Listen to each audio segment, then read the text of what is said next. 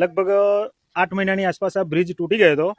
ત્યારથી ખેડા જિલ્લાના 30-35 ગામ અને પાદરા તાલુકાના ઇન્ડસ્ટ્રીઝ ઝોનમાં જે નોકરી આવતા વર્ગને બહુ જ મોટી મુશ્કેલી પડતી હતી અને 35થી 40 કિલોમીટર દૂર ફરીને આવવું પડતું હતું, જેના કારણે એમને પણ બહુ મોટી રાહત રહેશે. આવતીકાલથી આ બ્રિજ ચાલુ થાય છે, જેથી તમામ લોકોને ખુશ રાહતના સમાચાર છે. અને